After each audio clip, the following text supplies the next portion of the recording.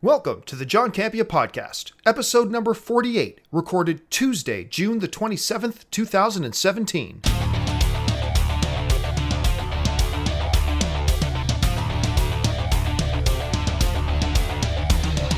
Well, greetings and salutations, everybody. Welcome to the John Campea Podcast. My name is John Campea. Of course, thanks so much for joining me, guys. Hey, just right off the top, one more time, if you have not, if you listen to this podcast on your favorite podcasting app, please make sure to also come on over and subscribe to my YouTube channel. That's at youtube.com/John Campea. Come subscribe to me there. If you're listening to this podcast on the YouTube channel, then do me a favor, even if you don't use it, open up whatever podcasting app you have on your phone and search for the John Campea Podcast and subscribe. That would be amazing. So last night, went to go see Despicable Me 3. I really have enjoyed that franchise, at least Despicable Me 1 and 2. Was not a big fan of Minions per se, but was looking forward to Despicable Me 3, and my review for that goes up a little bit later today on my YouTube channel, so keep your eye open for that. All right, so as you guys know, the new schedule around here is that every morning we do the John Campea Podcast, Monday through Friday, and that's all taking your guys' questions. And how do you get a question to me? It's simple. You can either email me a question to the John Campea Podcast at gmail.com, or make sure you're following me on Facebook. And every day I put up a post that says, okay, guys, I'm taking questions for tomorrow's podcast now. And I pull questions from both my email and my Facebook and sometimes Twitter as well. So make sure you're following me on Facebook and on Twitter, just at John Campea. And then, of course, every afternoon I do an episode of my new show called The Movie Vlog. Put up the first episode of it yesterday. It was a lot of fun to do. It's like a 10 to 15 minute show. So it's not a huge time commitment to sit down and join in on it. And I had a great time doing it. And the response has been wonderful so far. So anyway, with all of that out of the way, let's hop to it and get to the first question of the day. And the first question today comes to us from Alex Carrillo, who writes, what do you think about an acting coach coming to the set of Han Solo so late? Okay, now, for those of you who may not know what Alex is talking about, in the midst of all the shakeup going on over on the Han Solo movie, and let's call it what it is, I mean, that situation's a mess. It's a giant mess that all got started because Lucasfilm and Lord and Miller didn't have the sense to realize we're not compatible with each other. Nothing wrong with Lucasfilm, nothing wrong with Lord and Miller, but those two bodies, those two entities should have realized right off the bat that the way one party likes to do things and the way the other party likes to do things doesn't mix and doesn't match. And as a result, we're in this situation that we're in now. But one of the latest developments is that Lucasfilm has fired the editor, and they've brought in a brand new editor. It's an Academy Award-winning editor, and I'm forgetting his name right now, but he's the same guy who's edited a lot of Ridley Scott's films. So they've brought him in. The other thing that they've done, and here's what's in the reports, they've brought in an acting coach to work with Alden Ehrenreich. Now, before anybody goes jumping out of windows going, oh my God, Alden Ehrenreich can't act and they have to bring an actor. No. That's not what is happening here, okay? Even in the Hollywood Reporter report that reported this, you have to understand, studios bringing in high-priced acting coaches to work with their talent is not an unusual thing. That's not an unusual thing. I mean, it's not talked about a lot, but it's really kind of standard procedure. It's not that unusual. It doesn't happen every single movie. It doesn't necessarily even happen on half of the movies, but it happens more often than you think. The basis of that was that Lucasfilm didn't quite feel Ehrenreich was quite giving the Han Solo that Lucasfilm wanted. And so, instead of just giving the actor notes and saying, oh, well, we want our Han Solo to be more like this, instead of just doing that, they put up the money, brought in a particular acting coach to work with him to really fine-tune and nail that Han Solo that they want. It's an art. And so they put a lot of money into this. And so they brought in an acting coach specifically to work with Alden to nail that, to come up with and nail that Han Solo that the studio wanted. So some people are making a big story out of this when really it's not a story at all. This is not unusual. This is not kind of way out there in left field. This is not some panic flare in the air saying, oh my goodness, Alden Ehrenreich can't act. We all know Alden Ehrenreich is a spectacular actor. We've seen him perform. We know how good he is. So what do I think about them bringing? I think it was a great move. If Lucasfilm, who is a very particular company and is very protective of their brands and their IP, and Han Solo is a very recognizable, important part of the Star Wars brand. If Lucasfilm feels that that's not quite the Han Solo we want in that performance, the way it's being given right now, we need to fine-tune the performance, then it's completely rational and actually a pretty good move to not just say to Alden Ehrenreich, do it different. No, don't just say that, but go to him with specific notes and then bring in a coach to work with him to make sure they get that specific character that they want. It's a totally good move. All right, the next question today comes to us from Devonte Brown, who writes, what did you think of the Pitch Perfect 3 trailer? Yeah, the Pitch Perfect 3 trailer came out the other day. Now, let me preface my thoughts on the trailer by saying this. The first Pitch Perfect movie, to me, was one of those surprise gems. Because like everybody else, I saw the trailers for that. I mean, it's a girl singing movie. None of that, it looks like it appeals to me. None of that looked like it's targeted at me. Let's be more specific. Nothing in the marketing of the first Pitch Perfect movie looked like I was the target audience. And then I'm not even completely sure that I watched it in theaters. I can't remember right now, or if I just watched it really late in the game, like on home video later. But then I watched Pitch Perfect and I adored it. I thought it was fun and charming. It was sweet. It had real heartfelt moments while also at the same time not shortchanging the audience on really good humor and a really great mixture of ragtag characters. I was completely charmed. That's a great word for it. I was completely charmed by the first Pitch Perfect movie. I thoroughly enjoyed it. And it was probably that year my surprise gem of a movie that year because I was not expecting anything out of that movie. So I go into Pitch Perfect 2 now with some expectations. Of course, Elizabeth Banks made her directorial debut with Pitch Perfect 2. She didn't direct the first one. She directed the second one, though. And while I do not think the second one was a bad movie, and everybody knows that I am a massive fan of Elizabeth Banks.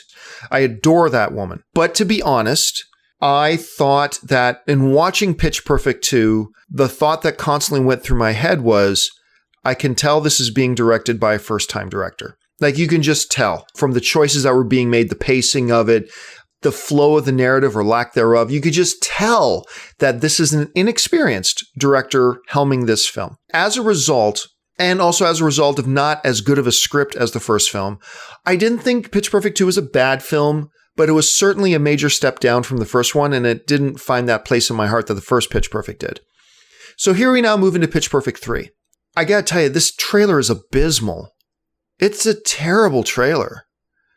I mean, oh look, it's those two a cappella sports commentator characters again, one of which is Elizabeth Banks. They're there again, and they're in like half of the trailer. They're supposed to be these small, tiny bit characters that pop up now again, but the trailer is filled with these two characters. And look, there they are again, just making these weird spoof movie-like jokes, and they're putting down the Bellas. Oh, okay, we've seen that all before. Oh, look, there's Amy making fat jokes. Okay, that's the pretty much par for the course with this entire thing. It just, nothing about it felt original. Nothing about it felt funny. Nothing about it felt good. It honestly felt desperate. The trailer felt desperate. Now, that doesn't mean the movie's not going to be great. Remember, we've seen lots of horrible trailers to great movies. And maybe that's the case here. And I'm looking forward to seeing the film and seeing what this turns out to be. But man, I got to tell you, I thought that trailer was just awful.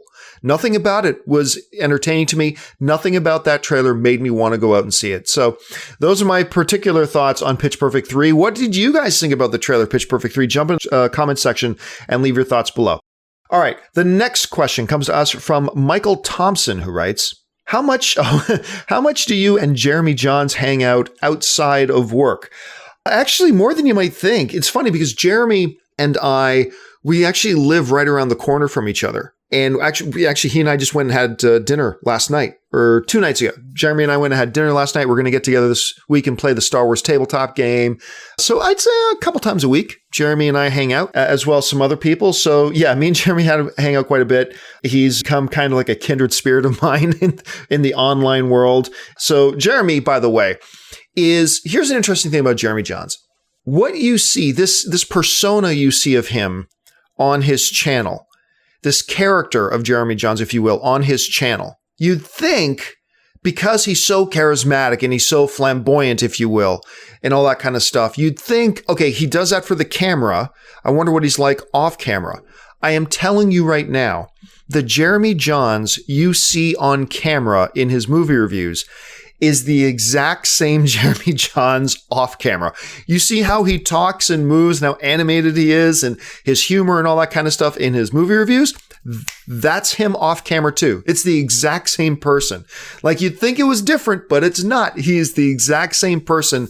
And you're right. He's a pretty fun guy to hang around with. I like Jeremy a lot. We just clicked. The next question comes to us from Chris Clough, who writes, do you, along the same lines, I guess, do you and John Rocha get along? I rarely see you two together. Okay, this is interesting. Here's the thing. I hope you guys mostly know I'm no longer with Collider. I resigned from Collider a number of weeks ago. I put up a post on my blog about why I decided to leave. It's all up there, so I don't want to go into all that again. One of the funnier things when I was at Collider was sometimes you would get these comments come in. It's like, oh, you can tell, like, and it didn't happen often, but every once in a while you could tell that John doesn't like Christian or something like that, which is ridiculous because Christian and I get along great. We were actually just, we went to go see Transformers together during the press screening stuff. But so you'd read things like that, or, oh, you can tell John doesn't like Perry, or you can say somebody's a question like this. Do you and Rocha get along? I always wanted to say this, but I never felt it was appropriate to say it while I was there, but I will say it here. You do understand who I am, right? Like when I was at Collider, like I am the creator, or at least I still am the creator of Collider Video. Nobody was there that I didn't want there. If there was somebody I did not want there, they were gone. You know, I'm very selective about the people that I work with. So that's why it was very rare that, over 7 years, maybe 4 or 5 people after 7 years. And like we had 23 full-time people when I left, by the time I left. It was very, very, very rare that I would have somebody removed. And so I would just laugh inside, like when somebody would say, because you're not the first person to ask about the Rocha things. Like, do you get along with Rocha? It's like, I wanted to say to people, you do realize that if I didn't like Rocha, he wouldn't be here. Like if I didn't respect and get along with and have a good relationship with John Rocha, Rocha wouldn't be here. He wouldn't be on Movie Talk. He wouldn't be on, Mailbag, which I had him on Mailbag a couple times. He wouldn't be in the Schmoedown. Like, if I didn't like John Rocha, he wouldn't be here. So yes, John Rocha and I get along great. I really, really like John Rocha. As a matter of fact, I won't go into details, but oh gosh, for a good year, we were trying really hard to find a good vehicle for John Rocha because most of us around me, Christian, our complex boss, his name is Mark, not Mark Ellis, another Mark. We are like fans of Rocha and we have been trying for over a year. We had been trying for over a year to find a really good vehicle for him because it broke our hearts when we had to pull the plug on Top 10 because we all liked Top 10. We all thought Top 10 was a really good show. But the fact of the matter was it used up studio time. It used up our production staff time. And it cost us money and just nobody was watching it. So it broke our hearts to pull the plug on that show. But to answer your question, do I get along with John Rocha? Yes. Do we hang out like outside of work, like say me and Jeremy Jahns do? No, we haven't, but that's not because I wouldn't. And it's not because he wouldn't. We just never, gotten around to it. But Rocha and I get along great. He's a fabulous guy and he's a super talented guy. And keep your eyes on John Rocha. He's going to do great things. All right, let's move on to the next question. The next question comes to us from Will J-Rev Brandt, who writes, should we expect some problems at Star Wars Disney? After all, they are not perfect. Well, I mean, no studio is perfect. We just talked a minute ago about how I believe Lucasfilm is a part of Disney. I thought they made, and Lord and Miller made an equal mistake. I think Lord and Miller and Lucasfilm made a really big mistake in agreeing to work together in the first place. They are clearly not compatible. I think they just got ahead of themselves that they're such big fans of Lord and Miller. Who isn't a big fan of Lord and Miller? I think they just got ahead of themselves that they were big fans of Lord and Miller and they overlooked some of the obvious red flags that these guys are going to do things in this movie that we don't want done in this movie. And they should have heeded those red flags and not done it. And Lord and Miller should have recognized Lucasfilm, this is a very valuable property, this Star Wars property. Lucasfilm is going to be very particular about what they want and what they don't want to go into this because they need to protect this brand. And that's not how Lord and Miller like to work. So Lord and Miller should have known better than to get involved. So it's on both of them, I believe. Will we see this happen again? Yeah, it'll happen again because that's what happens. Like you have artists and business people trying to work together. Whenever you have business people and artists trying to do things together, there's going to be problems. There's going to be some conflict. The question is, do you minimize the number of times you have big problems and conflict, or do you let it get out of hand? With Star Wars, Marvel, Disney, they have pretty much minimized it to a degree. At Warner Brothers, it got out of hand. But you'll notice lately, they've got some new sheriffs in town over at Warner Brothers. You notice that lately now, we haven't been hearing about all that conflict. We haven't seen a whole bunch of new conflict. 20 writers going, 30 directors going, this happening, that happening, moving these, blah, blah, blah, blah. It was ridiculous for a while over at Warner Brothers. But it looks like they really got a handle on it now. And I still expect to hear one or two more issues coming out of Warner Brothers, because that's what happens when business people and artists do work together. It's going to happen at Disney. It's going to happen at Sony. It's going to happen at Universal. It's going to happen at Lionsgate. It's going to happen at Paramount. It's going to happen everywhere. So yes, it's going to happen, and Disney is by no means perfect. All right, let's move on to the next question. The next question comes to us from Raul Andres Hernandez, who writes, will Dunkirk get Christopher Nolan his first Oscar? What are the chances? Should he have won for The Dark Knight, Inception, or Interstellar? Thanks a lot for the question, Raul. I've gotten in an argument recently with somebody who was like, Christopher Nolan should have 4 Oscars by now. He should have 4 Oscars. He should have won an Oscar for Inception. He should have won an Oscar for Interstellar. Should have won an Oscar for Dark Knight. He should have won an Oscar for Prestige. He should have 4 Oscars on his mantle. And I'm like, you know what? No, I do believe Christopher Nolan should have 3 nominations by now, because wrap your head around this. Christopher Nolan, one of the most celebrated directors of our current generation, has never been nominated for Best Director. He's never been nominated for Best Director. Now, Christopher Nolan does have 3 Academy Award nominations. 1 as a producer and 2 as a writer. He was nominated, his movie Inception was nominated for Best Picture. And so he and Emma Thomas were the official nominees of record for that, because they were the main producers. He was nominated for Best Original Screenplay for Inception in 2010. And he was also nominated for Best Original Screenplay for Memento in 2000. But yeah, Christopher Nolan has never been nominated for Best Director. To me, that is crazy. I don't think he should have won any Academy Awards yet, because look, the 3 films you mentioned, Raul, you mentioned The Dark Knight, Inception, and Interstellar. The Dark Knight, obviously one of the greatest comic book movies ever made. It's a fantastic movie, no doubt. But that was the same year that Danny Boyle directed Slumdog Millionaire. I have zero apprehension about saying that Danny Boyle deserved Best Director that year. I'm not necessarily saying Slumdog Millionaire was the better film than The Dark Knight, but when you watch that film and the directing in it is amazing. And Danny Boyle deserved Best Director that year. Inception is absolutely one he should have been nominated for, but he also shouldn't, even if he was nominated, he shouldn't have won, because that same year that Inception was out, Tom Hooper won Best Director for The King's Speech. And I have zero apprehension believing that Tom Hooper deserved that win for what he did with The King's Speech. Then we go to Interstellar. Interstellar, again, Christopher Nolan wasn't even nominated, but had he been nominated, there's no way he wins, because the same year Interstellar would have gotten him his nomination. A little film by the name of Birdman, directed by Alejandro Inarritu, Best Director that year. Christopher Nolan wasn't going to beat Inarritu that year. There's no way. So those 3 films that we mentioned, Dark Knight, Inception, Interstellar, no, he shouldn't have won any of those years. He should have absolutely been nominated. It's kind of crazy to me to think that he wasn't nominated for any of those.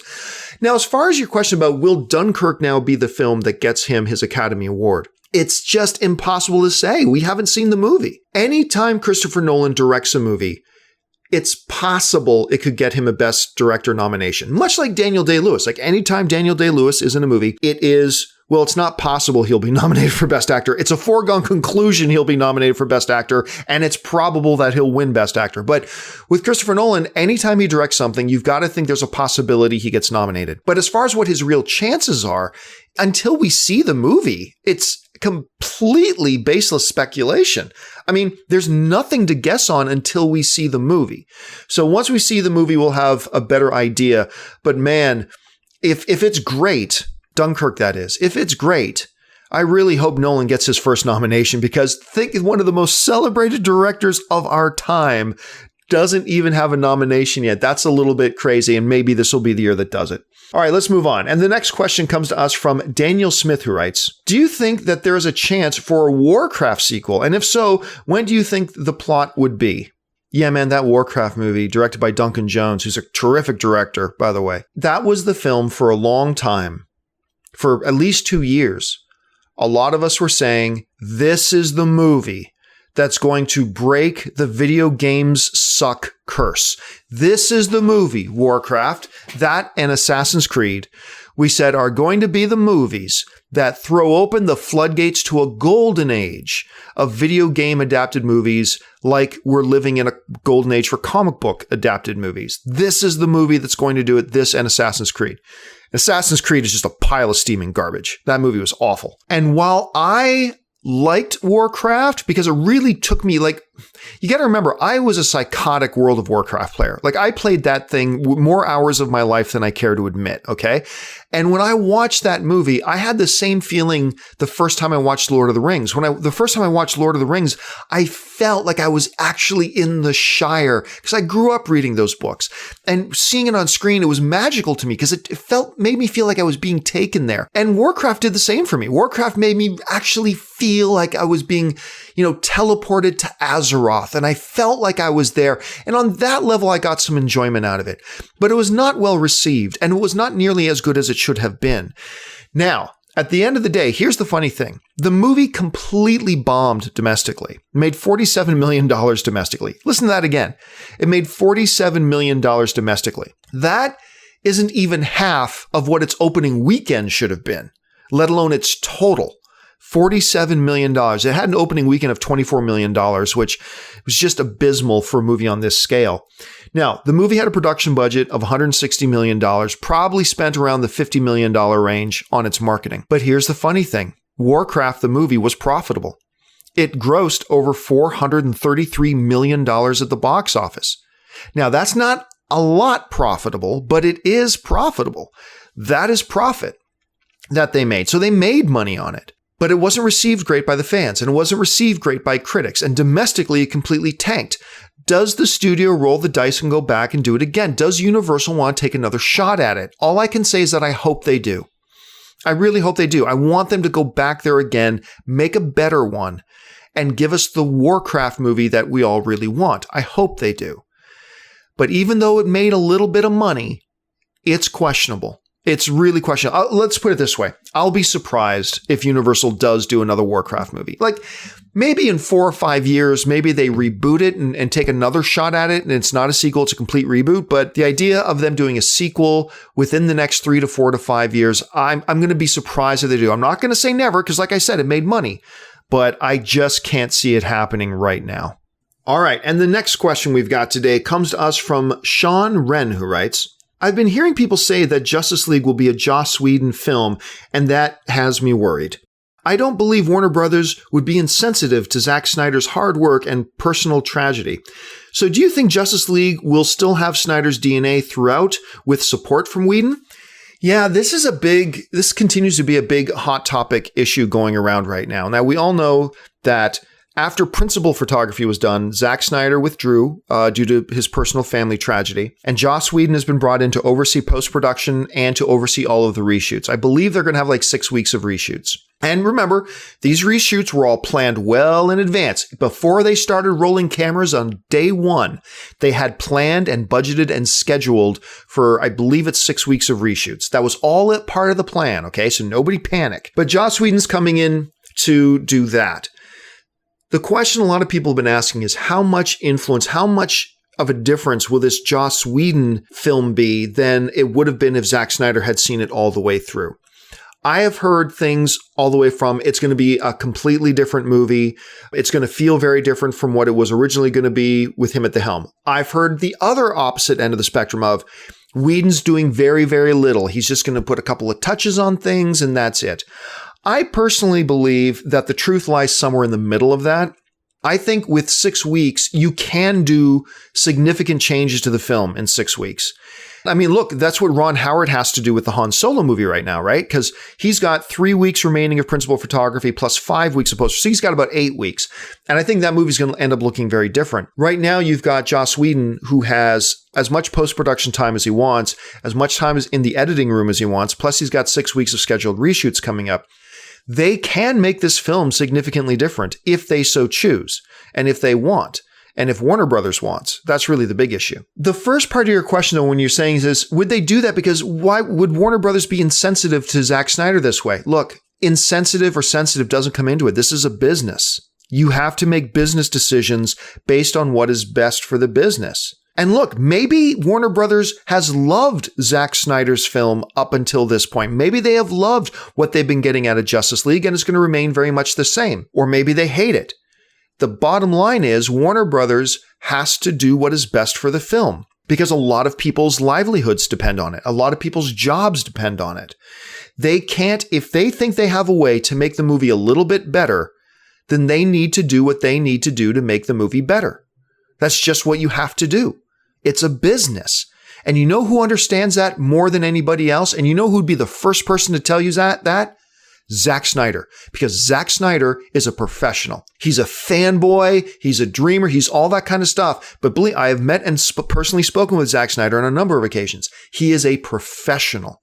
And there's nobody who knows that better than Zack Snyder. If somebody were to say to Zack Snyder, hey, Warner Brothers thinks they found a way to make the film a little bit better, but it would mean changing something that you did, Zack Snyder would be the first one to say, then damn, go change it. Absolutely. Make the best film possible, because Zack Snyder is a professional. That's what he would do. He's a collaborator. He likes to work with artists. He's always striving to make the best thing possible. Now, you can have your opinions about how often he succeeds on making the best films possible, like he did with 300, like, in my opinion, what he did with Man of Steel. Or maybe you think he doesn't always achieve it, but he's always aiming for it because he's an artist at heart and he's a professional.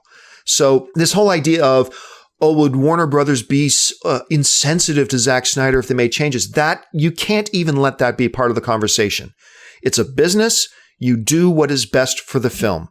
Always do what is best for the film, because the future of the DCEU depends on it. All right, let's move on. Just two more questions here. The next one comes to us from Kazan Rogers, who writes, what are your thoughts on the news of the Accountant sequel?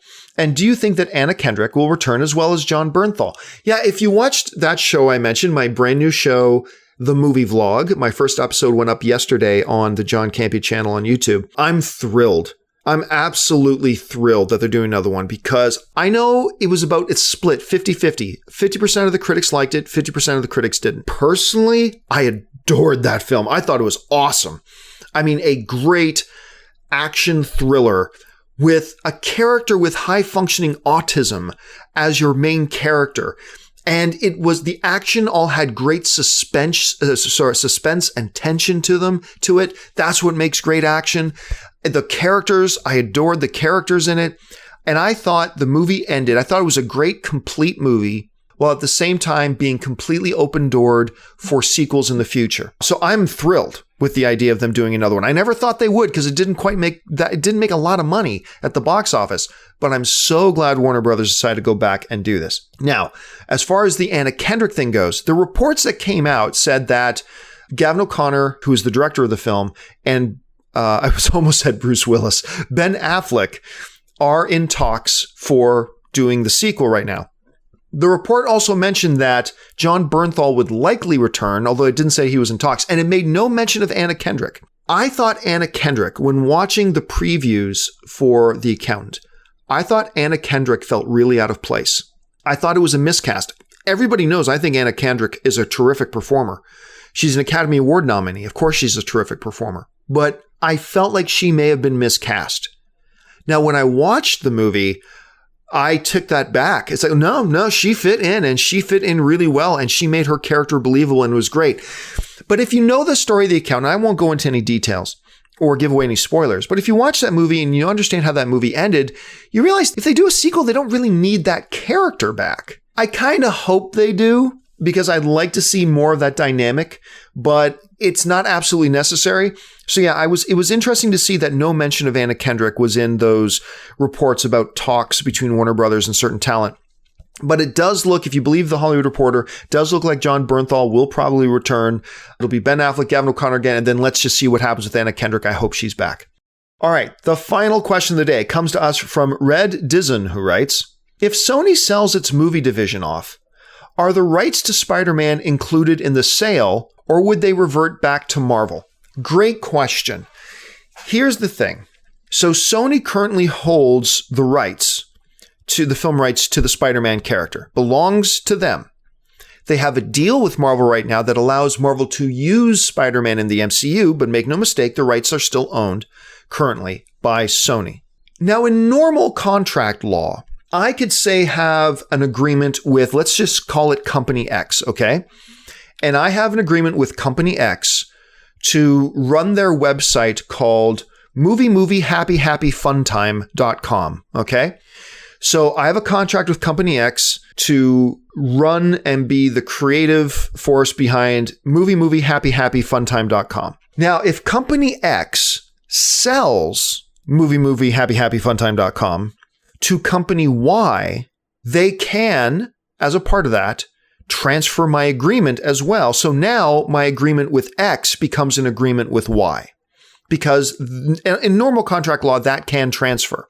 However, a lot of contracts, it's not unusual to have certain stipulations, like non-transferable stipulations. I could put a clause in my agreement with Company X before I sign that says, okay, I will do all this and I will do all this. However, this contract becomes null and void should Company X no longer be the proprietary management of moviehappyhappyfuntime.com. And if that's the case, then when Company X sells it to Company Y, I am released from my contractual obligations. With the Sony deal with Spider-Man, the deal is they cannot transfer the rights. Sony does not, even though Sony owns the movie rights to Spider-Man, if right now Sony wanted to sell those movie rights to Universal, they can't do that. They own it, but they're the only ones who can own it. So it's either Sony owns it or it goes back to Marvel. Those are the only options. Unless Sony makes a deal with Universal and then Marvel approves the deal, then that's a different story. But the baseline of it all is this, is that Sony cannot transfer the rights of Spider-Man. That's it. All right, guys, that'll do it for me for this installment of the John Campea Podcast. Thanks so much for joining me. Again, don't forget, if you're listening to this on your podcast feed, make sure you come over and subscribe to my YouTube channel at youtube.com/John Campea. If you are listening to this on my YouTube channel, make sure you subscribe to this channel on your podcast app as well. That'll be great. Again, my Despicable Me 3 my Despicable Me 3 review will be up a little bit later today, as well as a brand new episode of my movie vlog. That'll do it for me, guys. Thanks so much for joining me. And until tomorrow, bye-bye.